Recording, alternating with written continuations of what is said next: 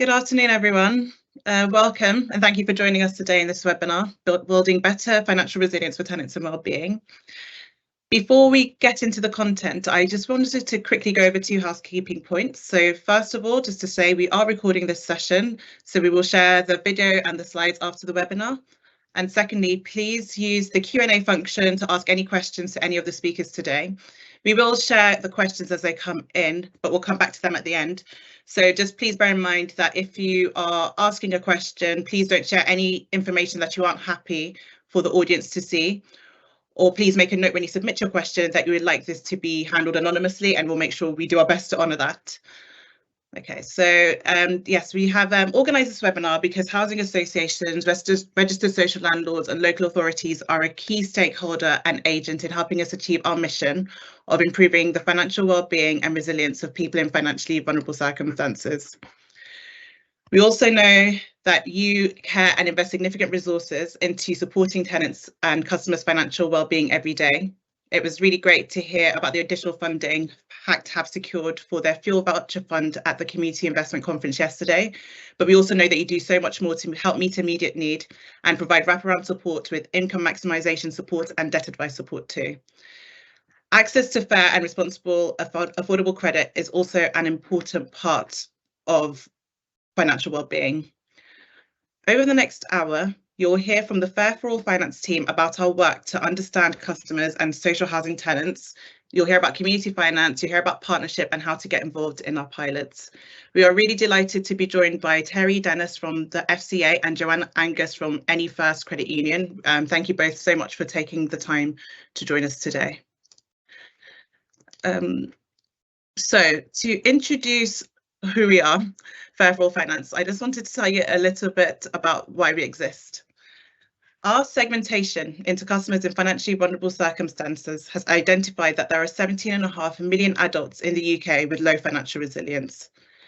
This means that people who are on low or erratic incomes or people who have low levels of savings are unable to turn to financial safety nets like savings, credit cards, or affordable and responsible credit when they face shocks such as white goods or cars breaking down, or a sudden drop or loss in their income due to job loss or change or any other circumstance that might be outside their control. We know that social landlords and local authorities deal with tenants and customers facing these issues every day.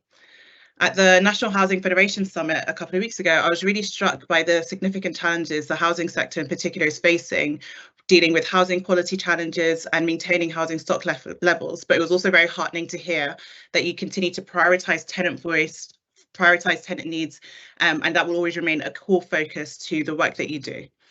And honestly, we just want to help. We know that you all are busy, but we really believe that registered social landlords and local authorities partnering with community finance can help. So, just bear with me.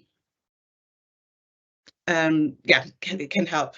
We want to help remove barriers to partnership and do whatever we can to make it easier for registered social landlords and local authorities to get involved in this activity to continue to support people.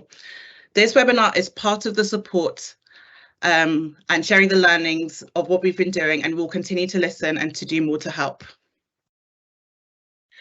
There are lots of complex causes to the challenges of financial inclusion and well-being that require a range of interventions today. Today, we will focus on access to responsible and affordable credit and access to new products, but we have also looked at access to insurance and responded to the consultation on Help to Save reform. So if you want to find out any more about some of that work, please do get in touch. Also, to add, in the response to the cost of living crisis, we have ramped up our support of embedding benefit calculators into loan journeys with community finance, because we really want to help people get access to unclaimed benefits and make sure that those unclaimed benefits go to people and households who need it the most. We do all this with our dormant assets funds that have helped to deliver over £30 million of granted investments to help community finance and ethical responsible lenders scale and grow. We also partner with banks and financial services to increase the provision of their services, and we develop and pilot new products and services too. You'll hear about the NILS no interest loan scheme and consolidation loans from Georgia later. We also conduct research to understand what people are facing and to understand customer behaviour so we can make sure that we are targeting the right support at the right place. I'll now hand over to Neil Alexander, who's our Markets and Customer Insights Manager, so he can talk about the market and what we are seeing in our research and how things are affecting social tenants. He'll also introduce community finance and then hand over to Alex, who will talk about the case for partnerships. Thanks, Temi. Hello, everybody. As Temi said, I'm Neil Alexander. I'm the Markets and Insights Manager.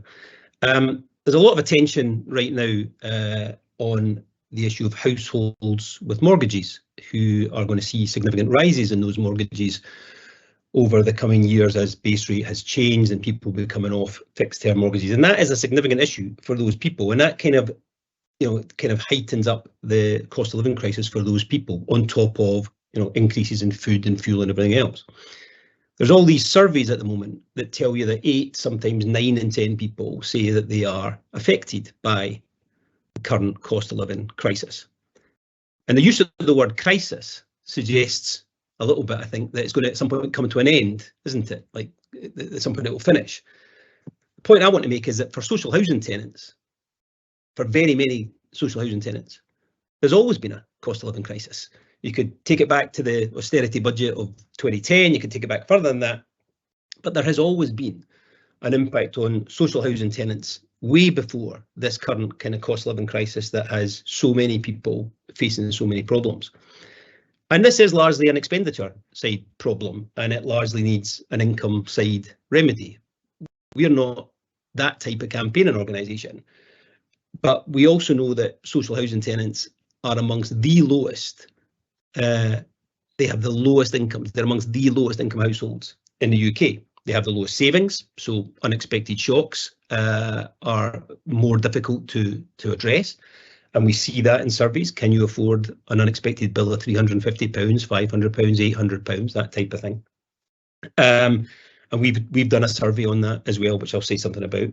We know that about 1 in 3 social housing tenants work full time, about 2 in 3 private renters work full time, and about 4 in 5 mortgage holders work full time. We know from the English Housing Survey and places like that social housing stock generally is in, about half of it is in the most disadvantaged 20% of neighbourhoods. And we know that social housing stock contains disproportionate amounts of people who are often facing the greatest challenges. So lone parents with children, for example, over 40% of lone parents with children live in social housing. And the GRF, who are always a very good kind of marker for these things, the GRF tell us that in the UK, 22% of people live in poverty, 45% of lone parents live in poverty, and 46% of social housing tenants live in poverty. So this is a group of people that have little in the way of resilience sometimes, at a really hard time for everyone. It's a harder time, you could argue, for social housing tenants, compounded, I think, by what's happening in the credit markets that they have traditionally used. So let's just have a look at that slide. Traditionally, social housing tenants have used forms of high-cost credit, home high-cost short-term credit, rent-to-own, pawnbroking. Traditionally, that's been the use. Now, I want to make a point. Absolutely, not every problem is resolved with credit. Of course, it's not. But some problems can be resolved with credit. And up until recently, it was forms of high-cost credit that renters were using more than owners. And you can see that on this graph here. But there's been this, so whatever you think of home collected credit, high cost short term credit, is legitimate, it's legal, it offers you a form of redress, you can take a complaint to somebody, all these kind of things. These things kind of matter. You can miss a payment. But that market has largely disappeared. It's down about 80% since 2019. It's down about 90% over the last decade. To give you a sense of what I mean by these sort of numbers, in the first half of this year, 2023, there has been about £600 million less issued by high-cost short-term credit and home collected credit than there was in the first half of 2019. About 600 million less. These are huge sums of money. So where are people going when the noise from the bonnet is coming at them, when the noise from the washing machine is coming at them, when the noise from the children's coming at them? Where are they going for solutions to problems? The alternatives are limited. The alternatives for social housing tenants in particular are limited. They have fewer choices, not more choices. Next slide, Georgia, thanks.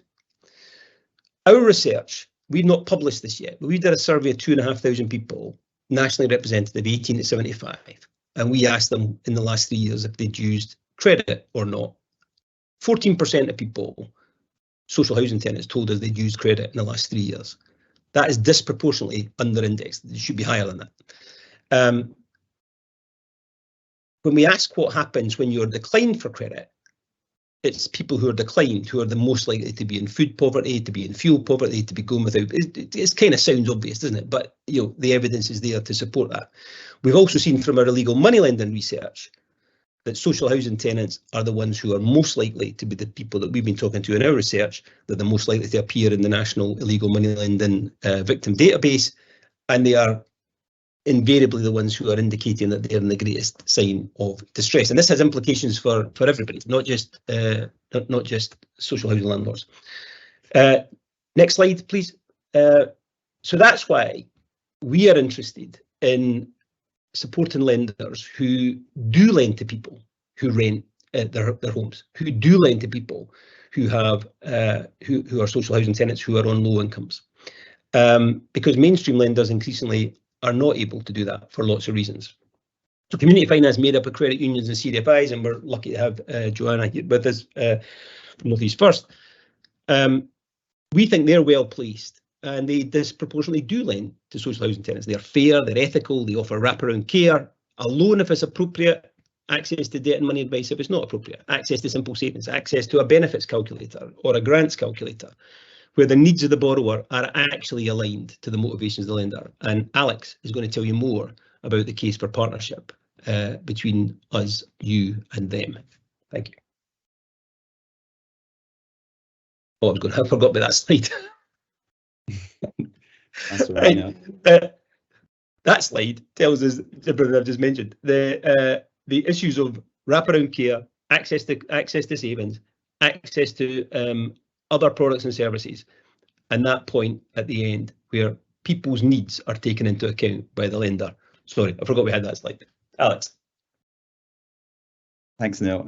Hello all. So yeah, in this section we wanted to kind of make the case for referral partnerships and show you how the kind of supportive environment should enable them to thrive.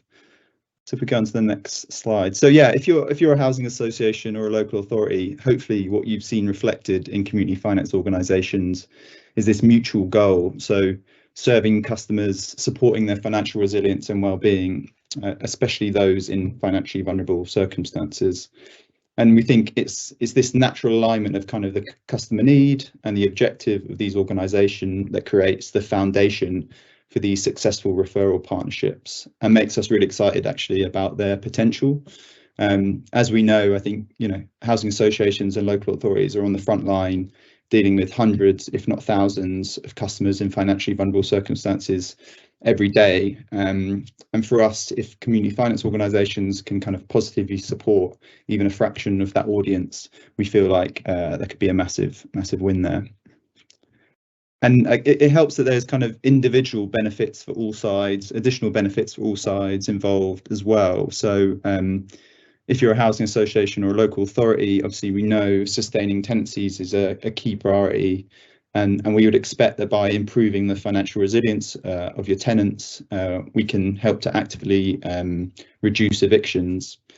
And this should also be effective in saving money. We know kind of evictions are costly on multiple levels, and it also should help, avoiding kind of lost money through arrears as well. And finally, I think there's the opportunity here to kind of bolster resources or maybe ease the burden on resources that are currently stretched, either by kind of supplementing or complementing the existing services you guys have. And obviously from a community finance organisation point of view, there's the opportunity for them to grow their customer base.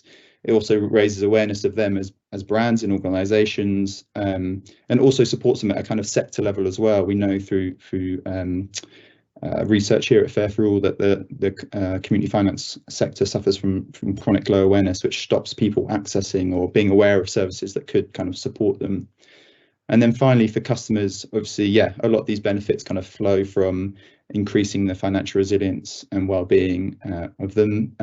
But yeah, more prosaically, I guess, we hopefully, if their borrowers, sorry, will save them money on their monthly repayments. And there's often the opportunity to kind of develop positive habits such as regular saving, which are enabled by the financial support that some community finance organisations support.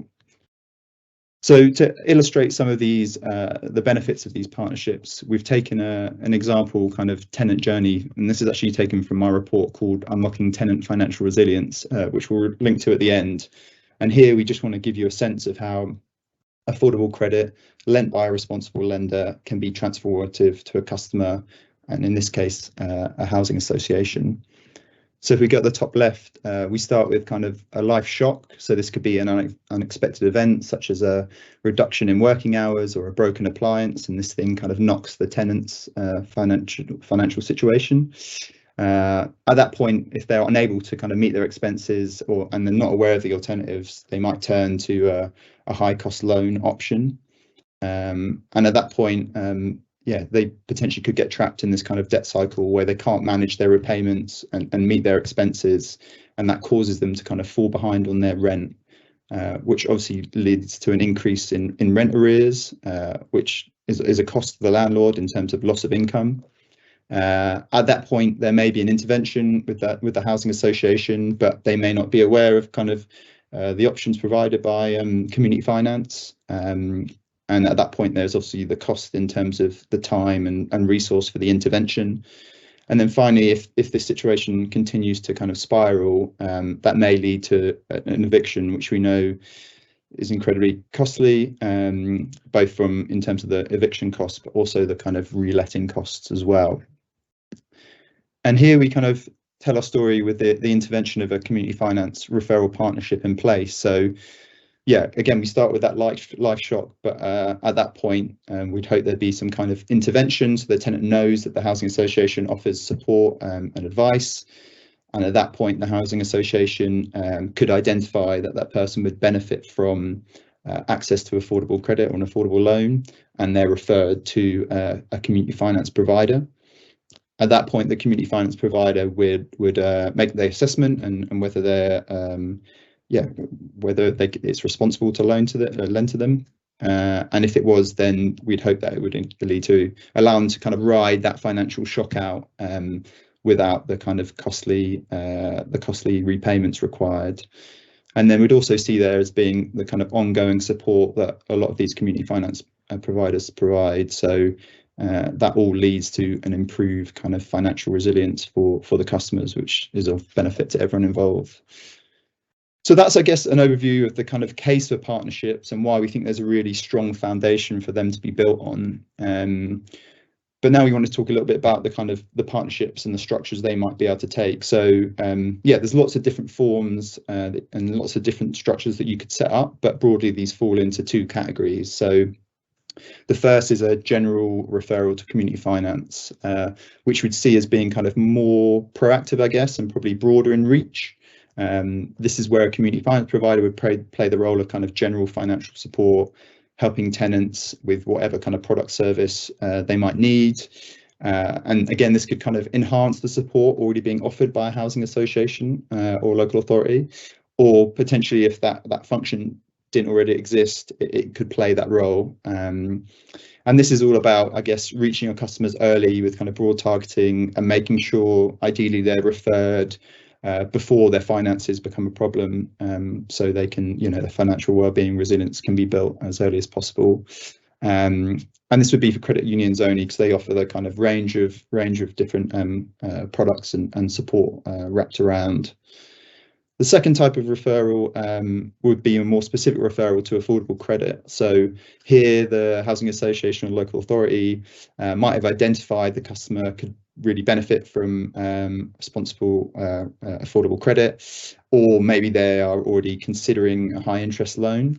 And yeah, affordable credit here could offered through a community finance provider could give that audience kind of another option and potentially a way of avoiding that debt spiral we talked about.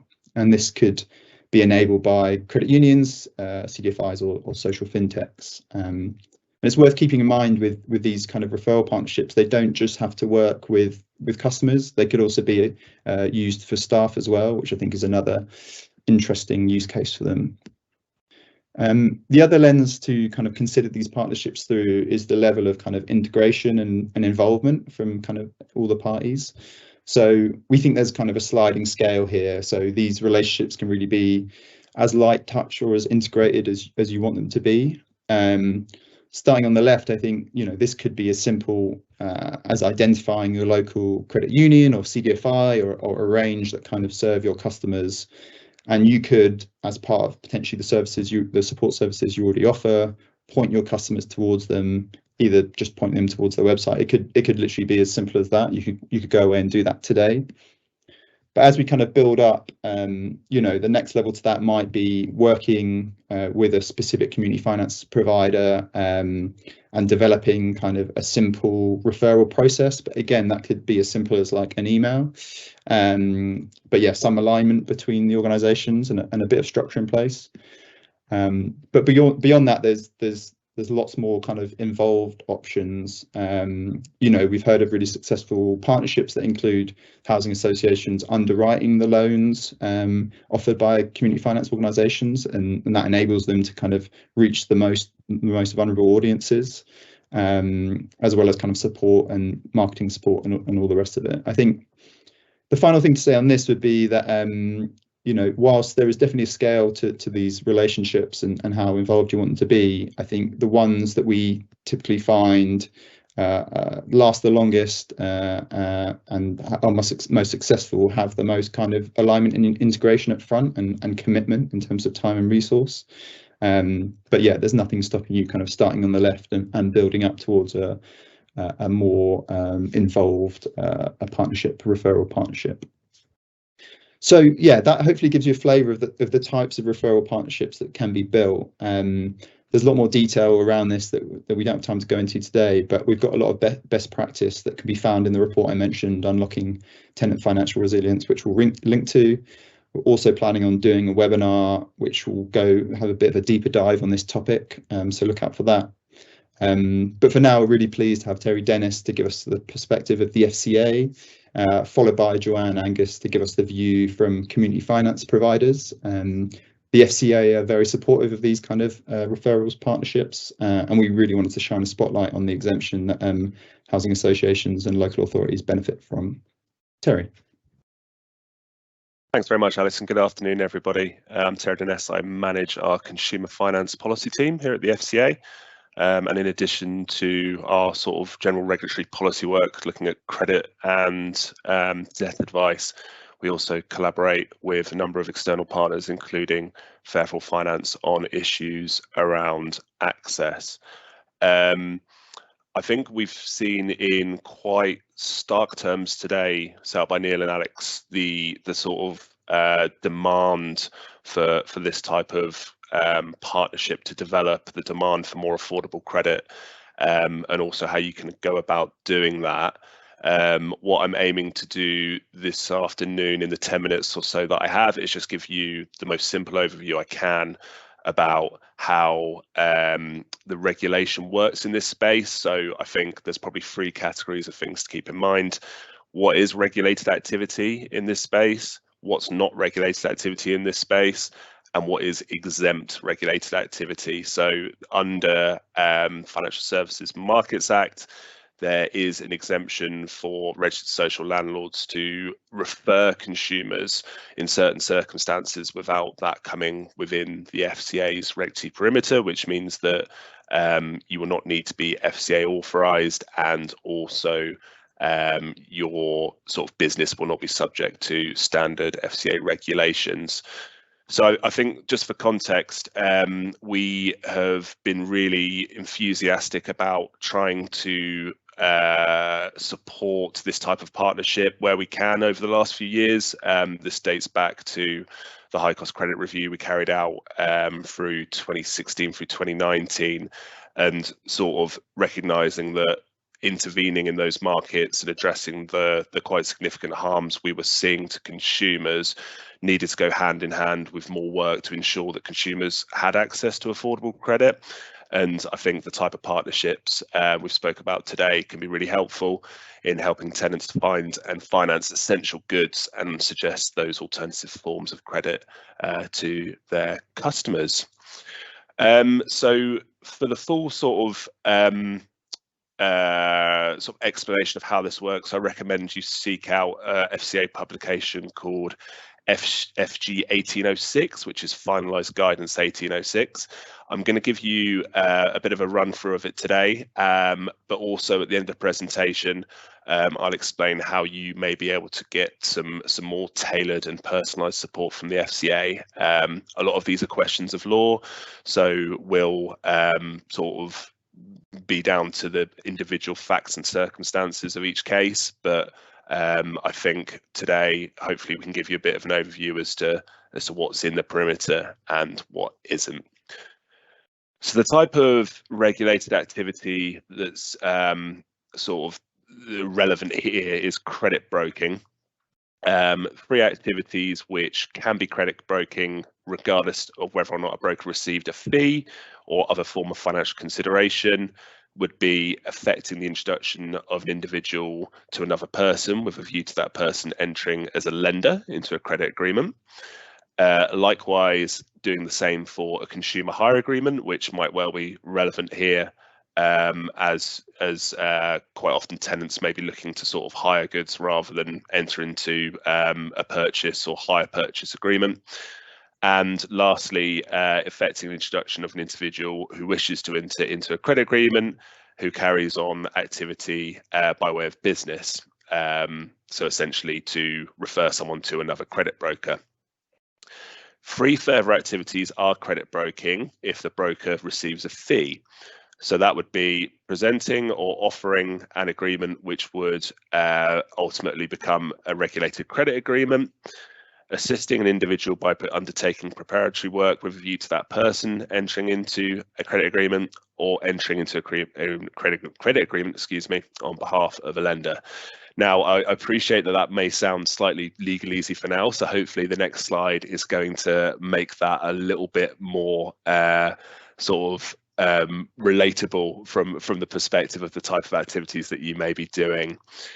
So referral activities which are not credit broking, that would be providing general information about services available from credit providers such as credit unions or CDFIs, but without identifying or recommending a specific provider or giving any contact details.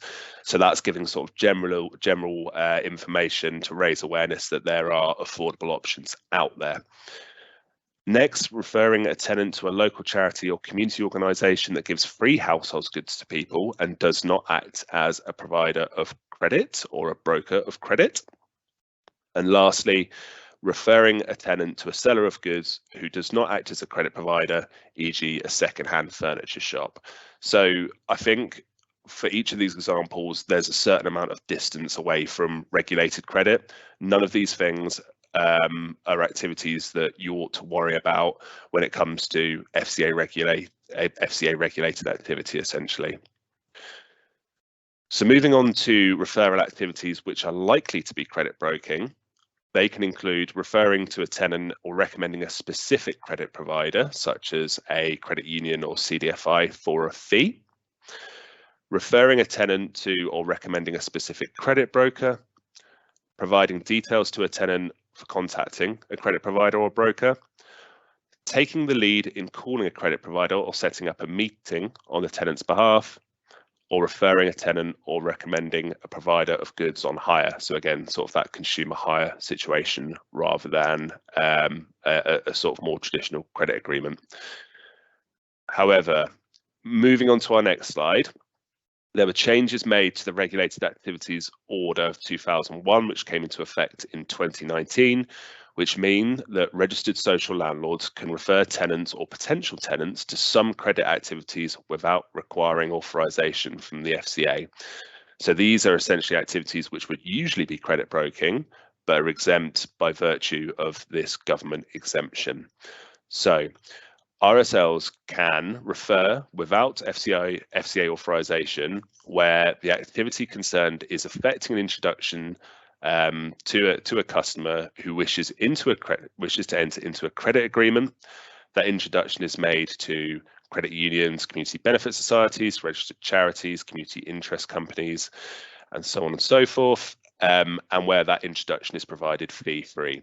So ultimately, in addition to the activities on the previous slide, which don't meet the definition of credit broking, you can do this type of activity, make a referral on a fee-free basis without that coming within the FCA's regulatory purview. I think we can move on to the final slide. Sorry, there's a penultimate slide.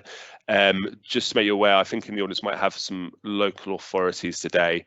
Local authorities are excluded from authorisation for almost all credit-related regulated activities, including credit broking. So if you are from the type of local authority listed on the table in the slide there, you will be exempt from making these referrals as well. And there's more guidance on that in the FCA's Perimeter Guidance Manual. Final slide. So I hope that as an overview helps to break down a little bit where you should be concerned about potential regulated activity and where your activities may either not meet the definition of regulated activity or may be exempt. However, I appreciate that in 10 minutes, that's quite a lot to get through and a lot to get your head around. So we have set up a specialist team for further guidance on this, which you can contact at rsl@fca.org.uk. Through this mailbox, we may be able to provide you with individual guidance on the activities or referrals that you're hoping to undertake, if you're able to provide us a bit of detail about what it is you're planning to do.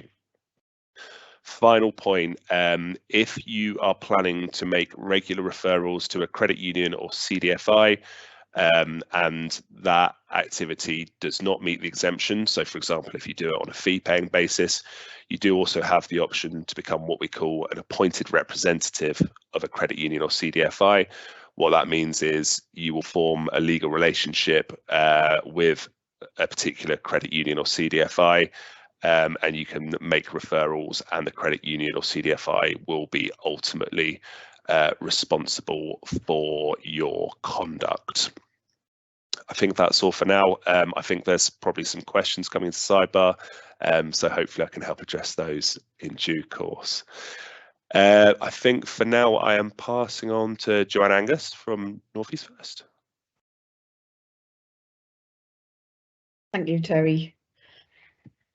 Well, I'm Joanne Angus and I'm from NE First Credit Union, a credit union providing communities with accessible, ethical and affordable savings and loans products across the North East. I'm here today to talk to you about our partnership working. We appreciate the importance of partnerships and have over the years created an ecosystem of partnerships with many local authorities, housing associations, charities and businesses. The partnerships are really important to us as a not-for-profit organisation without a huge marketing budget. The partnerships allow for growth and are used as communication and awareness channels. And working together, we're able to reach so many more people. The particular partner organisations that I wanted to talk about today are those that we've entered into no interest loans referral schemes with, which is Durham County Council, Believe Housing, Live in Housing, and also more recently Fair for All Finance. The council and the two housing providers was born out of COVID, and they were firstly named COVID recovery loans, and now they've now developed into the cost of living loans. Essentially the same product, which is a small loan and a small grant. The grant is about £50 per person, and that is put into their credit union savings, and it's meant to be a kickstart to the savings habit, so that if the person was to come into a situation of crisis again, at least this time they may have some savings to help with that. The Fair for All Finance one, I think George is going to talk a little bit more about that one, but that's a more recent one whereby currently we're looking for more referral partners.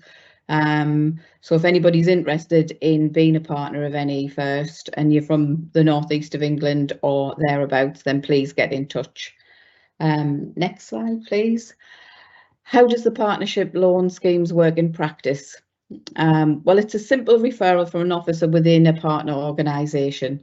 The first ones was a small pro forma that took details like the name, the address, the email, the telephone number, and one sentence in why the officer thought that the person would benefit from a short-term loan. The loan would be assessed to see whether the loan could be met by the credit union, and if the person wasn't eligible for a credit union loan, then they would go into the partnership loan scheme. So the partnership loan scheme would then be interest free. The person would pay it as if they were paying any other loan. They would sign the credit agreement. Most people that end up with one of our no interest loan schemes would essentially be financially excluded from any other affordable credit.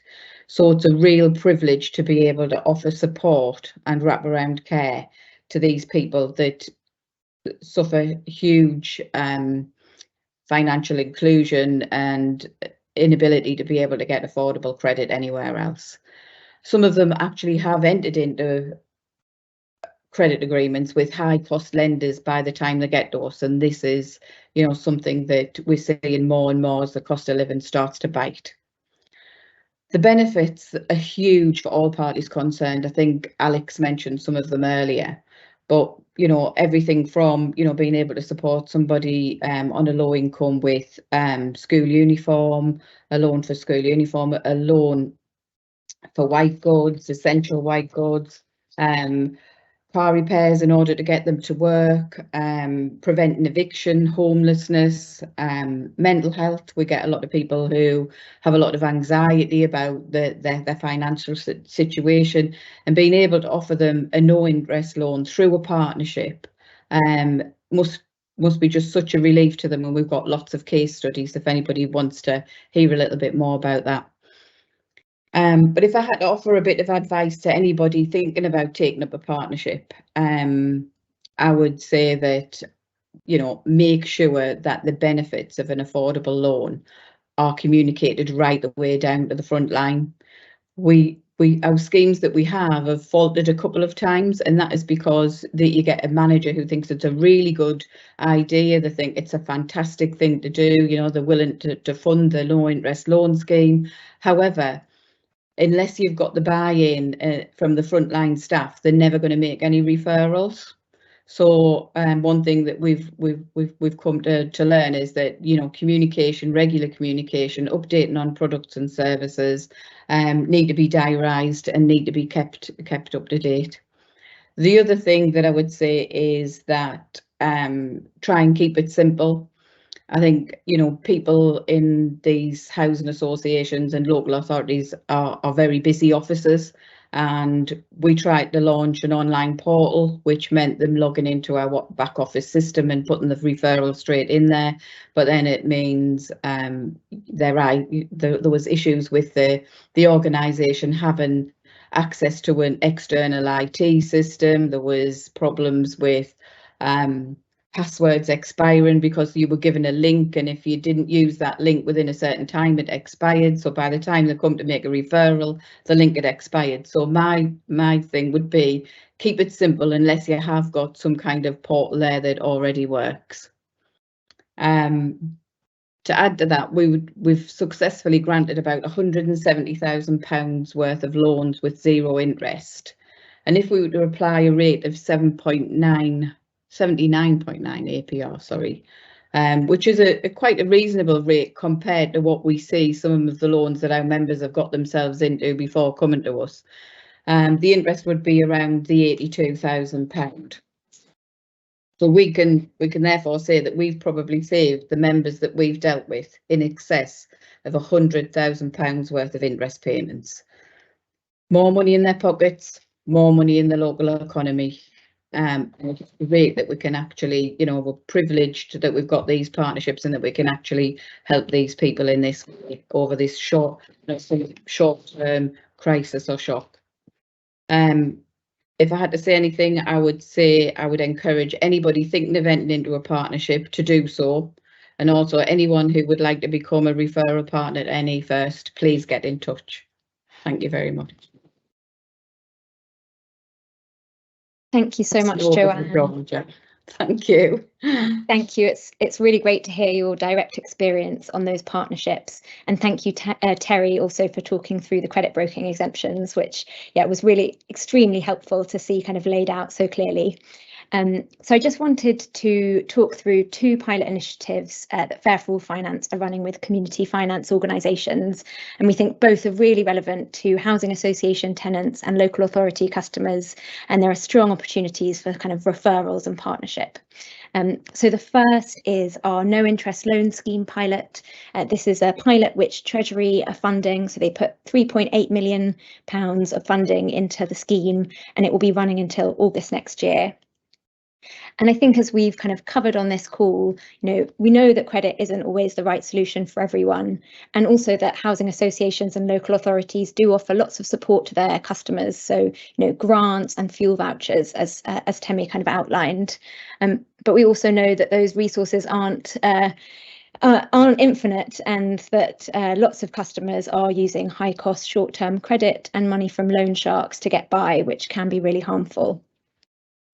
So this scheme is really about, and rather what it says on the tin, it's interest-free loans, and if the customer can afford the loan from a responsible lender, we think it can help them to overcome temporary hurdles or life events and kind of get back on their feet.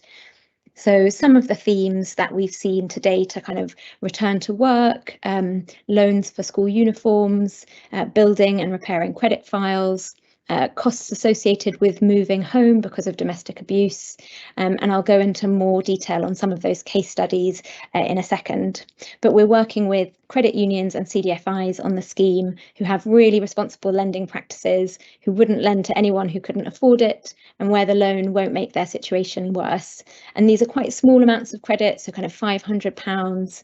And the partners that we're working with have also built income maximisation tools into the process to make sure that customers are making the most of benefits and also of grants that are available to them before taking on a loan. So a couple of the use cases that I thought might be helpful to talk through. So Lisa was in fact our first no interest loan scheme customer. She's a single parent on benefits, and when her brother died, she didn't have funds to cover the costs of a funeral, which can be kind of up to £3,000.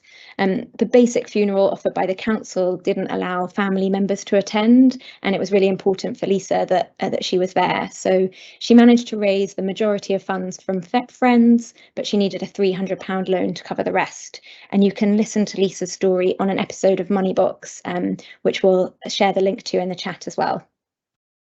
Another example is Craig, who works full-time in the NHS. He's also the sole carer for his 11-year-old son, and he needed £1,000 to fix his car, which was really essential for him getting to work.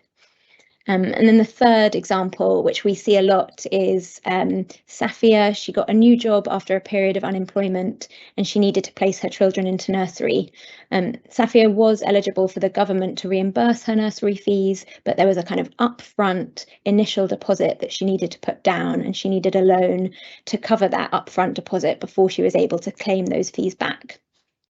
And without these loans, these customers would have either had to go without or cut back on other essentials or turn to more harmful alternatives. So yeah, we're seeing some really positive early impact of the scheme. From the early data, the kind of pilot customers are disproportionately living in social housing or private renters and are often single parents with dependents. So we think that there's lots of overlap with the customers that you're serving as well. And the scheme is currently across England, Scotland and Wales. So we've got providers who are serving specific areas, and Joanne's flagged that their credit unions in the northeast, but we've also got providers that have nationwide coverage and online kind of applications. So there's lots of choice. And if you're interested in being a referral partner, please do get in touch. We can match you with a responsible lender who's taking part in the pilot and kind of covers the same areas that you do. So the second pilot, which is in the pipeline, is the Consolidation loans pilot. And we know that many customers have multiple high-cost short-term loans to get by, and they're paying huge amounts of interest every month.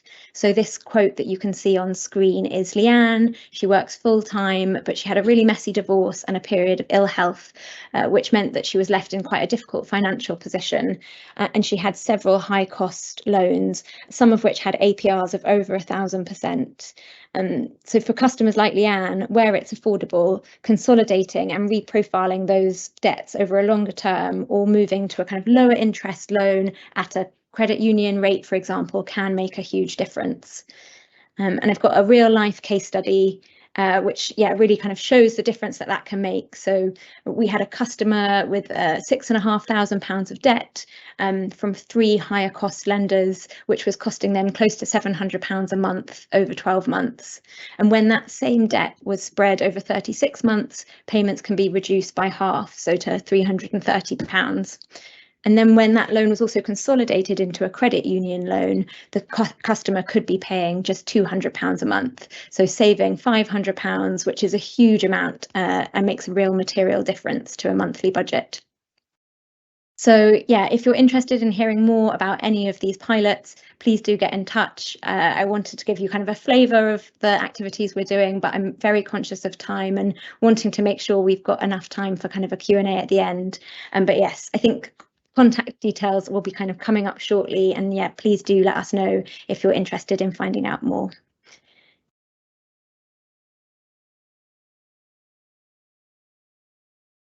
And I think I'm handing back to Temi for this final summary and next steps. Yes, that was great. Yes, thanks, Georgia. Thanks for the handover. And thank you very much to everyone who has spoken today. So I think just in summary, if we just go to the next slide, I just hope that we've used the time today to make the case for collaboration. I hope that we've shown that there is a customer need through the markets and insights work that we've done, and that there is a potential solution to some of these challenges through collaboration. And finally, we really appreciate hearing from the FCA about the encouraging environment for it, and also from Joanne, who has shared her experiences and her learning in having these impactful partnerships to help the right people get the right credit at the right time. So we want to make sure that there's time to answer these questions. We've had a couple come in, which we have published in the chat so that everyone's aware of what's come in. The first question we've answered some of the questions through typing answers, and we will make sure we share them with the slides and the video recording. But I'm gonna hand this question to Neil to Terry.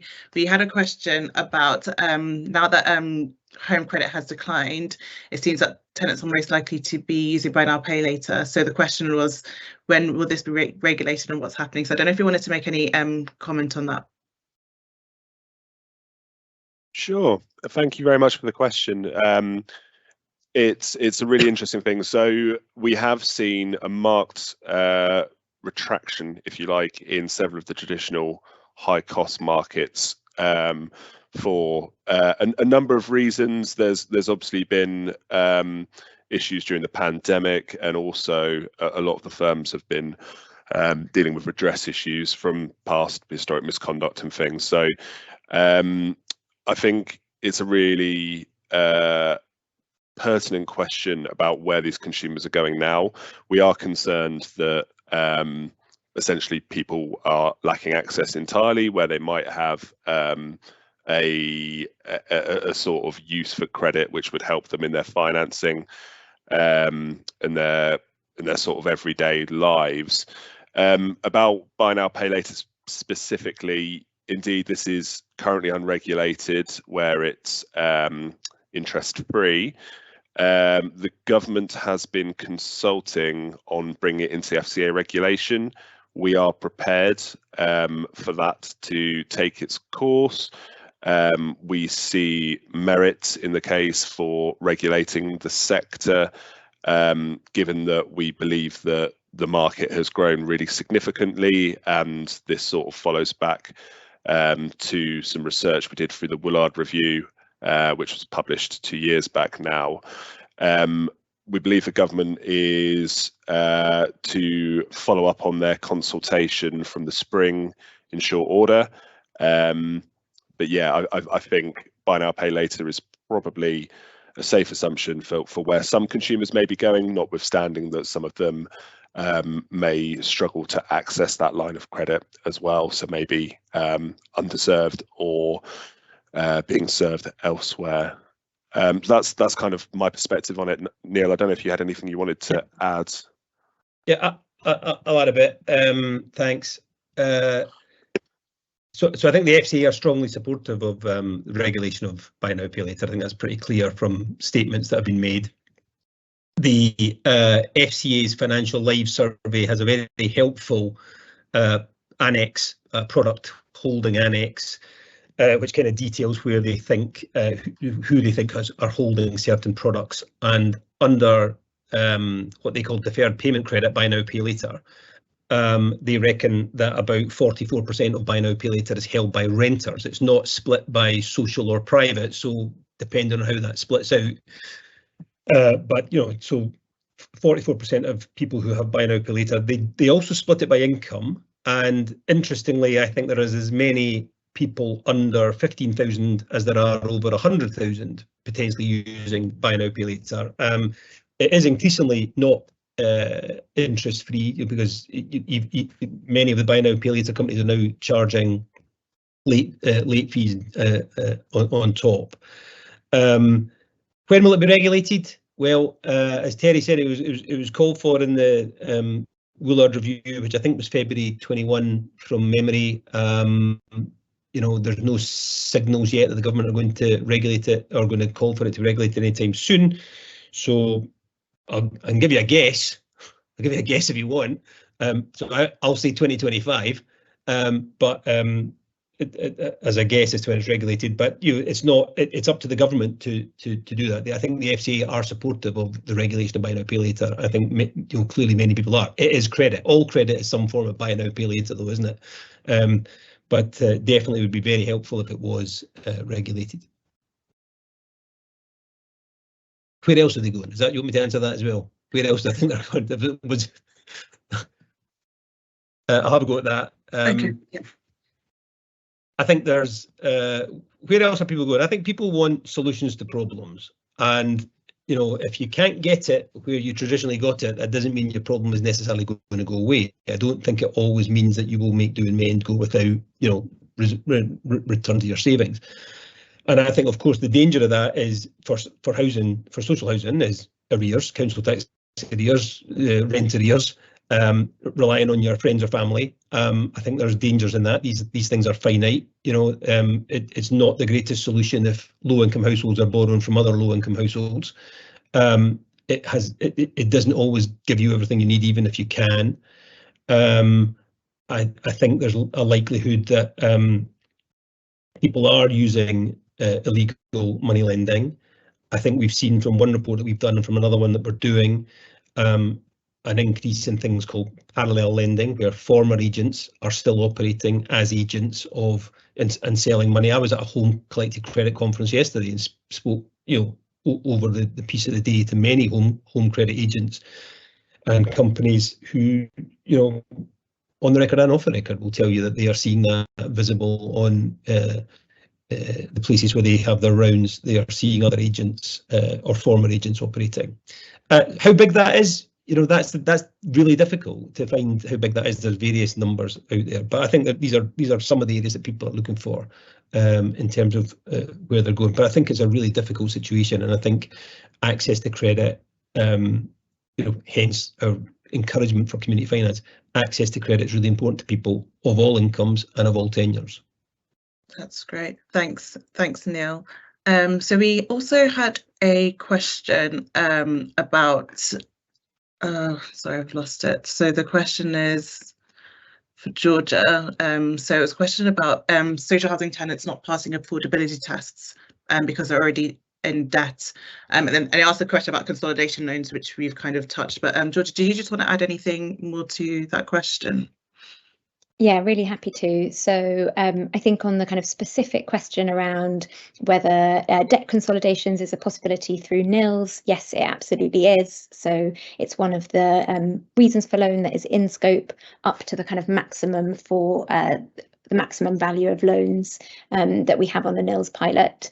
I think on that kind of affordability point, and hopefully that example, though I know I went through it rather quickly on that final slide, does kind of show that when you're consolidating lots of high cost, high interest loans, that actually by consolidating them and paying a lower interest with a credit union, that does kind of free up that affordability because of the interest that the customer saves on a monthly basis. So, but yes, debt consolidations is definitely in scope for the nil scheme.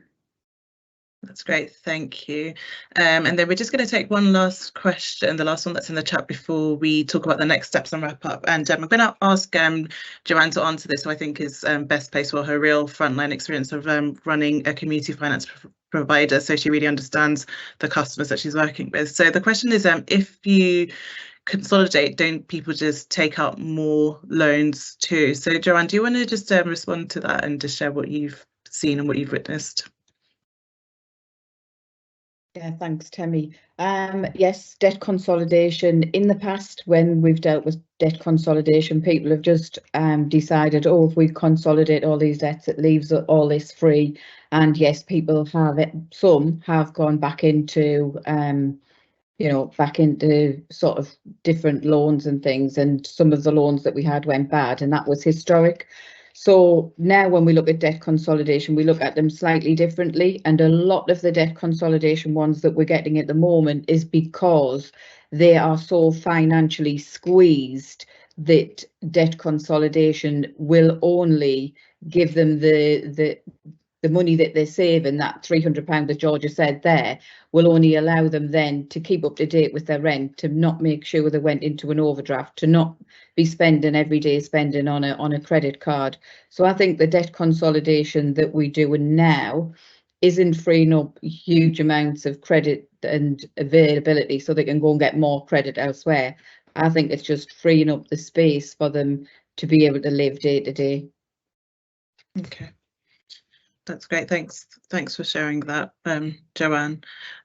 So yes, we're coming up to time. So just wanted to quickly say some thank yous and share some next steps. So definitely, if you would like to find out more about referral partnerships and how you can set one up or what support we will find helpful for you to do so, please do get in touch with me, Temi. I didn't introduce myself at the beginning, but my email address is on the screen.